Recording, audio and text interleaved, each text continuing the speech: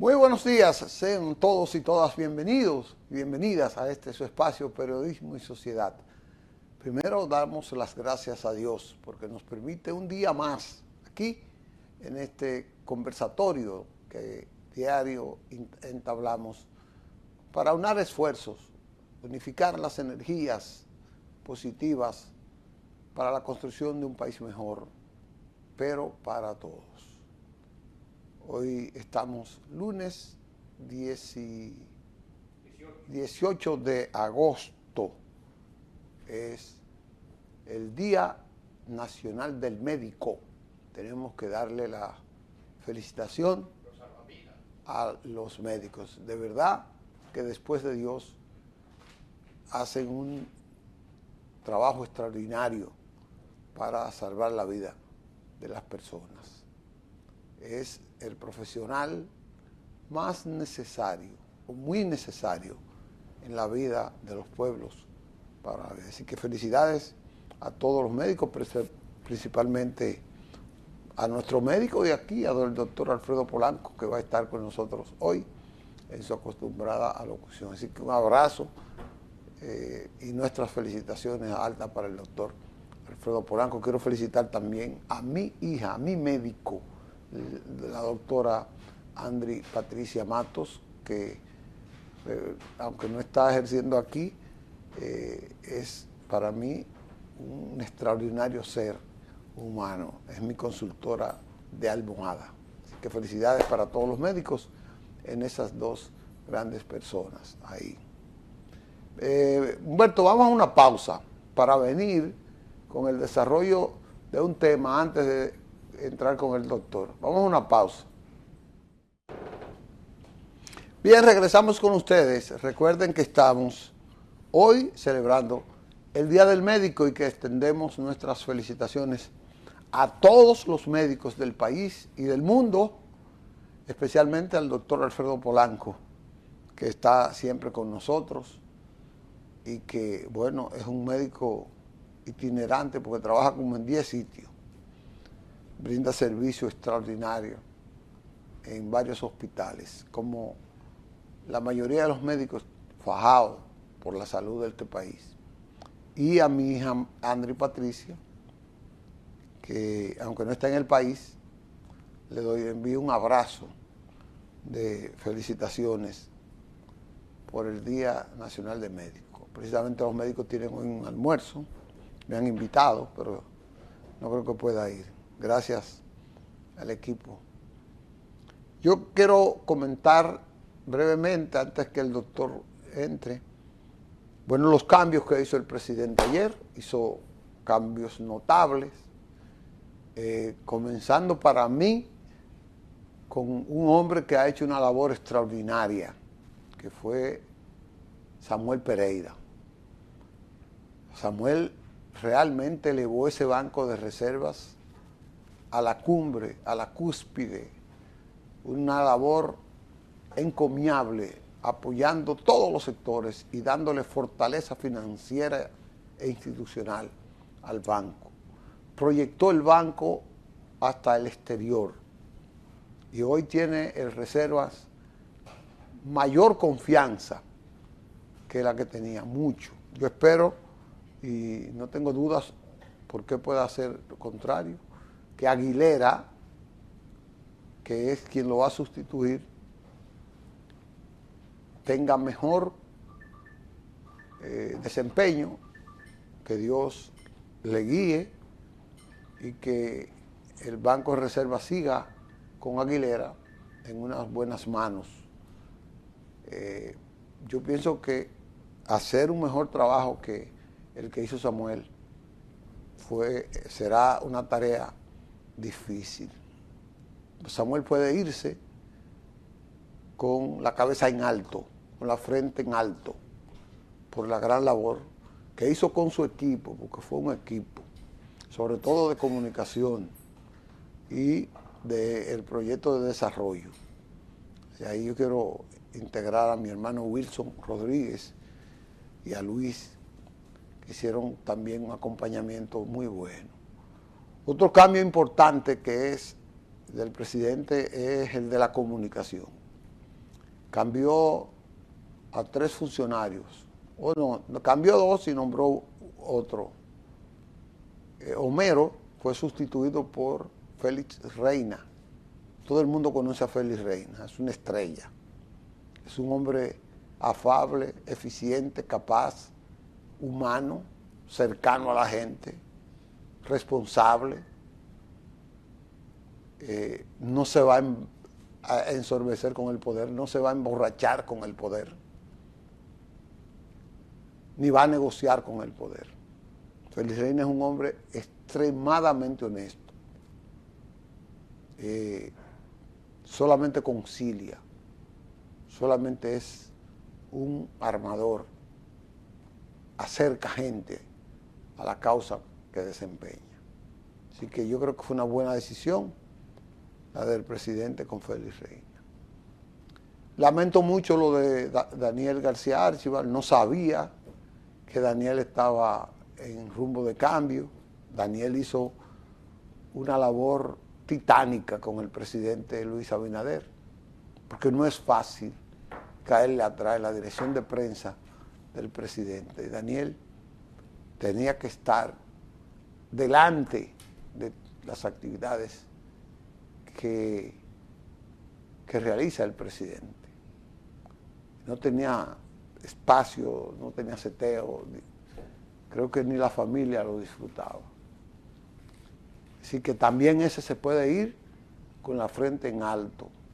Y ha sido sustituido por un gran comunicador, trabajador, incansable, amigo de todos los años. Fue mi primer jefe en comunicación, Alberto Caminero. Fue editor de varios medios, director era de Telemicro hasta el momento. Y es un gran amigo del presidente Luis Abinader. No tengo duda también que va a hacer un gran trabajo. Yo felicito a Daniel por el que hizo y felicito a Caminero por esta responsabilidad nueva que le han brindado en esa parte. Ha sido asignado José Abel Guzmán Ten, otro gran amigo con quien tengo agradecimiento profundo. Abel ha trabajado en varios medios, fue como editor político del Listín Diario y ahora mismo está en la Z, está en la dirección del PRM, y es un gran trabajador, Abel. Y hay muchos ahí. Yo lo que espero es el decreto de Jorgito, que me lo hagan subdirector de Caminero, a Jorgito, que es la hormiga de trabajo del presidente de la República. Jorgito es la hormiga de trabajo. Usted a las 4 de la mañana ya tiene la agenda del presidente y no hay noticia del presidente que no sea difundida a tiempo por Jorgito. Además, yo sé cómo Jorgito se fajó por el presidente Luis Abinader. Yo sí lo sé, porque lo hicimos en mancuerna, juntos, y sepa el caballo de batalla que es Jorgito en esa parte. Hay otros nombramientos como el de Senasa, Eduardo Guzmán. Ya nosotros conocíamos a Eduardo aquí en el programa, fue entrevistado por nosotros, dirigido por Isabel Acevedo. Yo creo que es una gran adquisición del Senasa, del presidente para Senasa. Eduardo estaba dirigiendo el Consejo Nacional de la Seguridad Social, el más alto cargo. Ha venido ahí a Senasa, ahí, que como quien dice, jerárquicamente es una rebaja, pero es un cargo más importante, porque Senasa es la ARS que tiene la mayor cantidad de población ahí. Y él es un joven capaz, lo ha dicho, él es médico, maestría en seguridad social, maestría en administración de empresas, y ya tiene una experiencia en esa parte. Hay muchos otros cargos, por ejemplo, el de Onésimo en la ONSA. Yo hubiese querido a Onésimo en el trato en el trazado de la política de tránsito, la ejecución de las políticas de tránsito, que es el mejor técnico que nosotros tenemos en este país, Onésimo González. Pero va a administrar la onza y vamos a desearle éxito y a brindarle nuestra colaboración en esa parte. Seguimos hablando de esos cambios en otro momento, porque el tema de hoy es para medicina, con el doctor Alfredo Polanco, y yo solamente deseo que todo salga bien. Si Omar aguante también, me parece que va a sustituir a Juan Garrigó, según me informaron. Ya fue decretada como viceministra administrativa de la presidencia ahí. Y otra cosa, Samuel Pereira va a la refinería, a Refidonza. El escándalo de Inavíe se llevó a Víctor Castro y trajo ahí a Adolfo Pérez de León, que estaba en Promesecal. Y así son las cosas ahí, cuando son del alma, como dice el refrán. Vamos a una pausa y venimos entonces con el doctor Alfredo Polanco, hoy en el Día del Médico. Adelante, muchachos. Bien, regresamos con ustedes, ya la parte estelar, la parte esperada, el doctor Alfredo Polanco en su sesión bien esperada por ustedes, orientación en salud. Buenos días, doctor. Buenos días, Licho, y buenos días a todos los médicos. Felicidades, médicos dominicanos, que hoy se conmemora el Día Nacional del Médico. Tenemos un tema bastante interesante y es la continuación prácticamente de lo que habíamos hablado las pasadas semanas. Agosto es en República Dominicana el mes de la diabetes. Entonces, hoy nos toca hablar sobre una de las principales complicaciones de la diabetes, que es la enfermedad renal crónica. La enfermedad renal crónica es una de las principales enfermedades no transmisibles. Por ejemplo, ¿cuántos pacientes con enfermedad renal crónica hay en el mundo? Aproximadamente el 10 al 11% de la población mundial padece de algún grado de enfermedad renal crónica. 850 millones de pacientes en todo el mundo. O sea, más pacientes con enfermedad renal crónica que pacientes diabéticos. Nos acercamos a la cantidad de pacientes con hipertensión arterial. ¿Y cuál es la principal causa de enfermedad renal crónica? La diabetes. Es decir, aproximadamente más del 45% de todos los pacientes que usted ve en diálisis, la causa es la diabetes. Por tal motivo, una pregunta muy frecuente que nos hacen los pacientes es: doctor, ¿qué debo hacer para evitar que se me den los riñones? Y la respuesta es sencilla.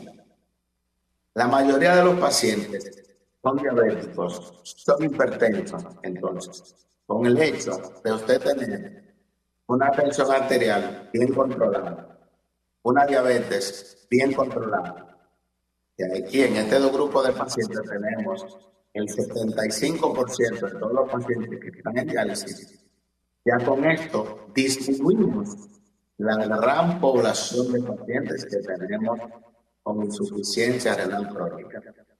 Ahora, ¿qué ocurre?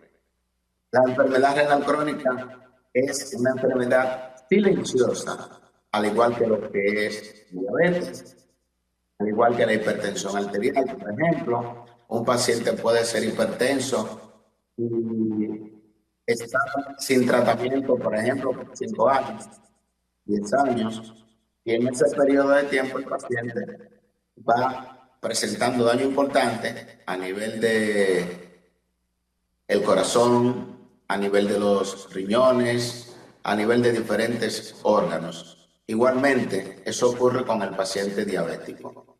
Usted puede ser diabético y no utilizar medicamentos porque no siente absolutamente nada. Sin embargo, esa diabetes le está provocando daño a nivel de los riñones, que a lo largo de 10 años, por ejemplo, usted va a notar que tiene una orina espumosa, una orina que tiene mucho sedimento, y entonces cuando le hagan los análisis, usted va a ver, o el médico va a ver, que tiene cierto grado de albúmina, es decir, una gran cantidad de proteínas que se están eliminando por la orina. ¿Qué significa esto? Que ya ese paciente tiene un daño importante a nivel de esos filtros que tienen los riñones. Se han dañado producto de la diabetes, producto de la hipertensión arterial, producto de otras causas, porque por ejemplo, una causa bastante importante de daño renal son el uso indiscriminado de los antiinflamatorios, por ejemplo. Ya hemos hablado el diclofenac, ibuprofen, naproxen, ketoprofen, celecoxib, etoricoxib, cualquiera de esos medicamentos utilizados de forma indiscriminada puede provocar un daño renal agudo en principio, pero de continuar el paciente con el uso de estos medicamentos, pues podría tener un daño crónico. También tenemos el uso de algunos tipos de antibióticos, como por ejemplo gentamicina, amicacina, kanamicina, streptomicina, vancomicina. Cualquiera de estos medicamentos utilizados por largos periodos de tiempo o en pacientes con factores de riesgos, por ejemplo, pacientes diabéticos, pacientes hipertensos, etc., podría desencadenarle un daño renal agudo o crónico. Como decíamos anteriormente, el paciente en principio no va a tener ninguna sintomatología. Ahora, posteriormente, ya cuando la enfermedad esté bastante avanzada, ese paciente va a presentar fatiga, debilidad general, inapetencia, o sea, anorexia, náuseas, va a presentar impotencia sexual, o sea, alteración de la libido, que son de los datos más importantes que va a tener el paciente. Hinchazón, o sea, el paciente va a tener lo que es el edema, son los datos más importantes. Y cuando se le haga un análisis, los análisis de laboratorio, luego de haberle hecho un examen físico, de haberle hecho una historia clínica adecuada, vamos a encontrar que ese paciente tiene albúmina importante, una cruz, 2 cruces de albúmina en el examen de orina. Ese paciente va a tener aumento de la creatinina y, bueno, su médico se va a sentar con usted y va a plantearle, va a decirle, va a explicarle que en un tiempo va a necesitar tratamiento de diálisis. Cuando el paciente le menciona esta palabra, diálisis, el paciente cree que ya la vida se acabó, porque muchas veces la persona piensa que diálisis es sinónimo de muerte, lo cual está muy lejos de ser, porque una persona en diálisis puede durar muchos años. Por ejemplo, tenemos pacientes en República Dominicana dializándose que tienen 15 años en diálisis, 20 años en diálisis. No importa la edad del paciente, pues tenemos pacientes de 80, 85, 86 años en diálisis y el paciente puede tener una calidad de vida, siempre y cuando ese paciente llegue a tiempo. Ahora, ¿qué es lo más importante? Y uno de los principales objetivos de este programa precisamente es hablar de prevención. Que existen medicamentos que nosotros podemos administrar al paciente, que pueden prevenir, pueden retrasar, pueden enlentecer la progresión del daño renal. Es decir, si usted es diabético, si usted es hipertenso y usted no lleva esa medicación al pie de la letra, por ejemplo, usted va a llegar a diálisis en 10 años. ¿Okay? Ahora, ¿qué ocurre? Que si usted utiliza o su médico le prescribe las diferentes modalidades de tratamiento que existen para retrasar la progresión del daño renal, usted, en vez de llegar a diálisis, por ejemplo, 10 años después de habérsele presentado la enfermedad, usted puede ganar 25 o 30 años. Es decir, que usted puede tener un retraso de la enfermedad renal crónica estadio 5 definitiva en un periodo de 25 a 30 años. Entonces imagínese usted que usted es diabético a los 50 años y ya el deterioro de la función renal definitiva le ocurrió a los 80 años porque usted desde el principio está utilizando tratamiento, pues la expectativa de vida del paciente, de nosotros, es de 70 años y el robusto llega a 80, o sea que usted posiblemente no va a necesitar tratamiento de sustitución renal porque la función renal le va a dar hasta que usted llegue a los 80 o los 85 años. De ahí la importancia de usted utilizar el tratamiento que le prescriba el médico. Ok. Hicimos el diagnóstico de daño renal, de que el paciente tiene alteración de la creatinina, de que el paciente tiene alteración de la albúmina. Es importante que usted sepa que aunque usted no sienta absolutamente nada, porque las primeras 3 etapas de la enfermedad renal crónica es completamente asintomática, es decir, usted no siente nada, pero su proteinuria está eliminando una gran cantidad de proteína, orina espumosa, esa creatinina va subiendo, pero usted no siente nada. Ahora bien, sigue avanzando la enfermedad y ya usted va a tener alteraciones importantes a nivel de algunas sustancias en su cuerpo, como es el potasio. Usted puede tener un nivel de potasio elevado, muy elevado, que le cause la muerte. Usted puede presentar una disminución de la eliminación de la orina y por eso el paciente se va a edematizar, se va a hinchar. Entonces ese paciente con un edema importante se le ponen medicamentos para orinar, o sea, diuréticos, y el paciente generalmente no responde a los diuréticos. Ese paciente, los tóxicos van a ir aumentando en su cuerpo y entonces va a desarrollar lo que se llama el síndrome urémico, náuseas, vómitos, malestar general, y a ese paciente vamos a tener que dializarlo de emergencia. Es importante que usted sepa que muchos de los pacientes que usted escucha que murieron en la diálisis fue porque llegaron tarde, llegaron para dializarse de emergencia. Y esta enfermedad es una enfermedad silenciosa, pero se diagnostica tempranamente porque nosotros como médicos tenemos las herramientas necesarias para hacer el diagnóstico temprano de enfermedad renal crónica. Cuando usted no tenga ninguna años antes de que usted tenga alguna sintomatología. 10 años antes, nosotros con un simple examen de orina podemos decirle a usted de continuar así, en 10 años usted va para diálisis. Generalmente el paciente no le hace caso a uno, porque como no siente nada y no quiere estar tomando pastillas, medicamentos, pues generalmente esos pacientes se le desaparecen. Cuando el paciente llega a los 5 años, ya la enfermedad está muy avanzada. Se le desaparece de nuevo a uno y cuando llega el paciente ya es para requerir terapia de sustitución renal, de diálisis, que puede ser hemodiálisis o diálisis peritoneal. Ahora bien, llegó en la etapa 5, que el paciente requiere tratamiento de diálisis. Ese paciente puede permanecer dializándose indefinidamente, porque esa máquina de diálisis, ese riñón artificial, es una máquina que va a hacer la función de un riñón normal. Ahora bien, no va a hacer toda la función de un riñón, pues es un órgano que no es tan perfecto como esa máquina que fue hecha por el Todopoderoso.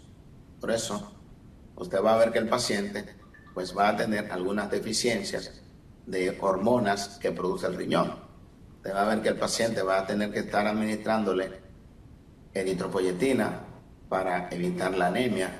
Vamos a tener que administrarle al paciente calcio o vitamina D3 para evitar la hipocalcemia y una serie de medicamentos, por ejemplo, que vamos a tener que administrarle para el control de la presión, porque más del 90% de los pacientes que están en diálisis son pacientes hipertensos severos. Un gran porcentaje de esos pacientes tienen insuficiencia cardíaca, es decir, por eso esos pacientes requieren de altas dosis de medicamentos antihipertensivos y múltiples medicamentos que, por ejemplo, que son sustancias que son producidas por el riñón, y tenemos unos riñones que están dañados, pues tenemos que suplir esas, sobre todo hormonas como lo es la eritropoyetina y la vitamina D3, que son indispensables, una para mantener la cantidad adecuada de glóbulos rojos en la sangre y la otra para mantener los niveles de calcio en nuestro organismo. De manera que, volviendo al tema de la diabetes, como es la principal causa de insuficiencia renal crónica en el mundo, todos los pacientes diabéticos deben de tener un chequeo anual, por lo menos con un nefrólogo, o por lo menos, no tiene que ser ni siquiera con un nefrólogo. Puede ser el médico familiar, el médico general, el médico cardiólogo, el diabetólogo, etcétera, que le haga un tamizaje buscando enfermedad renal por lo menos una vez al año. ¿Y cómo se hace eso? Eso se hace haciéndole en el examen de orina la determinación de albuminuria. Simplemente, si el paciente tiene albuminuria alterada, es decir, más de 30 miligramos en orina casual por gramo de creatinina, ya es un paciente, o haciéndole la orina de 24 horas, ya es un paciente que es importante que, si su médico tratante no sabe los medicamentos que va a utilizar para retrasar esa progresión de daño renal, controlando la albuminuria, pues ya lo refiere inmediatamente a donde un nefrólogo. Y de esta manera se le pone el tratamiento adecuado y ese paciente tardará muchos años sin tener alteraciones de la albumina, porque esa albuminuria se puede retrasar, se puede devolver, es decir, se puede normalizar, y en la medida en que el paciente tenga niveles de albúmina dentro de lo normal, ya sí se logró un enlentecimiento de la progresión de enfermedad renal crónica. Dicho, si tienen alguna pregunta, pues estamos en la mejor disposición de responderla. Vamos a decirle a los amigos televidentes que los teléfonos están ahí en pantalla, 809-262-1919, para si le quieren hacer alguna pregunta al doctor Alfredo Polanco, mientras yo le hago la que tengo. Han llevado el audio, no se escucha nada. No se escucha nada, dice el doctor, no se escucha nada. Ahora sí, adelante. Ok. Ya le decía a los amigos televidentes que están ahí los teléfonos para cualquier pregunta que quieran hacerle al doctor. Este es el momento. Doctor, a mí me inquieta, ¿cuándo está una persona necesitada de un trasplante renal? ¿Cuándo usted como nefrólogo le recomienda a una persona un trasplante renal? ¿Y qué tiempo puede durar esa persona en espera del trasplante renal? Bien, todos los pacientes que tienen insuficiencia renal crónica, estadio 5, o sea que ya los riñones no les sirven para nada, hay dos tratamientos. ¿Cuáles son? O la diálisis, trasplante renal. O sea, cuando nosotros dializamos a un paciente, nosotros podríamos decirle no.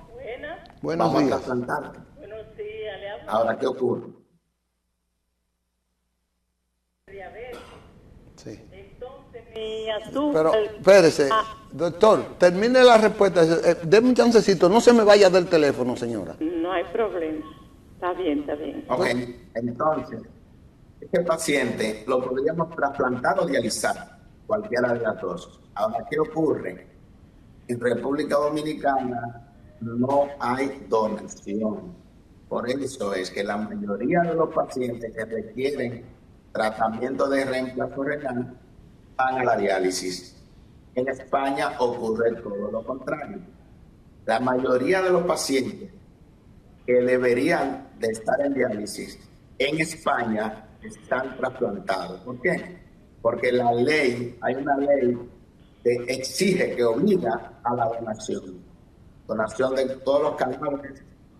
O sea, todo el que muere por muerte encefálica es un potencial donante, lo cual no ocurre en República Dominicana. Okay. Por eso no se trasplantan más de 18 a 30 pacientes cada año en República Dominicana. Ok, doctor, tenemos una llamada que quiero la doña que me dé su nombre y de dónde nos llama, por favor. ¿Aló? Dígame, mire, le hablo desde Ocoa. Yo soy una paciente que tengo problemas de la presión y de diabetes. Le llama Areli Roa, de aquí de Sabana Larga de Ocoa.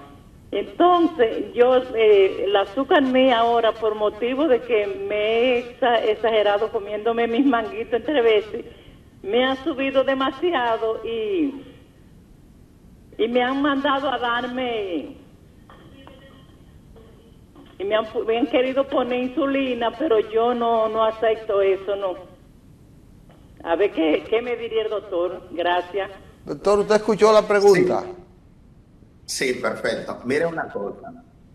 Doctor, doña, escúchelo ahí. Que descontrola tanto la glicemia que requieren que temporalmente se le administre insulina. Ahora bien, eso no significa que necesariamente ese paciente va a quedarse con insulina.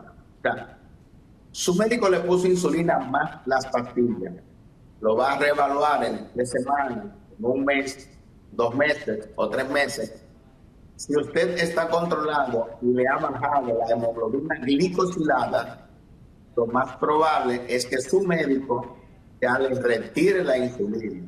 Ahora bien, si usted continúa con los niveles de azúcar bastante elevados y la hemoglobina glicosilada muy alta, va a continuar con insulina hasta que esté estable. Ok. Otra llamada, buenos días. ¿Quién me habla y de dónde? Sí, buenos días, Licho, ¿cómo estás? Bien. Te habla la ingeniera Pion, que además de ingeniera soy trabajadora social, pues hice mi carrera trabajando en distintos hospitales, el de San Cristóbal, principalmente el del Padre Villini, que es de diálisis. Quiero hacer primero una acotación y después una pregunta al doctor. Óyeme, esa ley que él dice que está en España, es abogado yo aquí, para que se haga todo el que muere, por ejemplo, de accidente, o que es una muerte joven y esa cosa, debería haber una ley que esos órganos puedan obtenerse, puedan usarse inmediatamente, todos deberían aprovecharse en este país. Pero es como dice, parece que en España hay una ley, aquí debería todo el que trabaja en salud, el que sabe, que debería abogar porque esa ley se aprobara. Pero le quiero hacer una pregunta al doctor. ¿Desde qué edad se pueden donar los órganos? O sea, de 70, 60 para arriba se pueden donar órganos. Porque yo siempre he dicho que quisiera que todos mis órganos lo donaran, pero me parece que hay una edad. Pues lo escucho. Saludos a todos. Gracias, ingeniera Pion. Encantada de oírla. ¿Usted oyó, doctor, a la ingeniera Pion? No escuché nada. Repítamelo brevemente. Ella quiere saber, motivó primero de que se apruebe la ley de donación obligatoria, como usted ha descrito en España, pero eso tiene que hacerlo los sectores, el Congreso, etc. Ahora ella quiere saber a partir de qué edad y hasta qué edad se pueden donar los órganos, el caso de los riñones. Porque ella dice que ella quisiera donar, pero ella tiene una edad ya de 60. No. Mire, hay lo que se llama donante de cadáver y donante vivo relacionado o no. Un donante vivo puede donar a partir de los 18 años. Usted tiene 18 años, usted quiere donarle a un pariente, usted lo dona. Ahora bien, para ser donante usted tiene que estar completamente sano, no diabético, no hipertenso, no interrenal, no infección de vías urinarias, etc. Si usted tiene 60 años y usted está completamente sana, claro que usted puede donar. Con respecto al donante de cadáver, que es el donante ideal, no importa la edad. O sea, un paciente fallece por un trauma craneal, lo llevaron al hospital, hay muerte cerebral, tiene 80 años, ese paciente puede ser donante. ¿A quién se le va a poner ese riñón? A un paciente de esos que están listando, que tiene 70 años, que tiene 80 años, y va a tener mejor calidad de vida trasplantado que en diálisis. Es así la donación. La ley tiene que ser sometida y aprobada por el Congreso. Una ley que obligue, como en Cuba, en Estados Unidos, como en Venezuela. Bueno, doctor, tengo otra llamada. Buenos días. ¿Quién me habla y de dónde? Buenos días, Joaquín. Mire, ¿y por qué que uno regala los órganos y entonces a los otros se los venden? ¿Por qué ese motivo? No sé. Doctor, que por qué hay unos que los regalan y otros se los venden. Gracias. Los médicos le venden los órganos a las otras gente que lo necesite, y uno lo regala regalado, el médico lo vende. Eso se llama poner a una gente rico. No. Creo que te has equivocado, pero vamos a escuchar al doctor. ¿Los médicos venden los órganos, doctor? No hay venta de órganos. Definitivamente no. Se llama donación de órganos y es algo altruista. Por ejemplo, no se permite, incluso aquí en República Dominicana, cuando usted lleva a una persona para que le va a donar un riñón, se hacen todas las investigaciones del lugar para verificar la veracidad de que son parientes o bien amigos y descartar la venta de órganos. Eso está completamente prohibido. Porque ya usted está claro, los órganos no se venden, solo se donan. Doctor, gracias por esta gran explicación que nos ha dado sobre las afecciones renales crónicas y cómo prevenirlas. Y saber que no se tiene la muerte segura cuando usted acude a darse el tratamiento adecuado dependiendo del estadio en el que esté su enfermedad. Pero mientras más temprano, mucho mejor. Así es que, ya usted sabe, doña de Ocoa, acuda con la prescripción médica, no se lleve de que usted no va a usar los medicamentos que le dicen, porque eso es lo que le va a dar la salud. Gracias por la sintonía.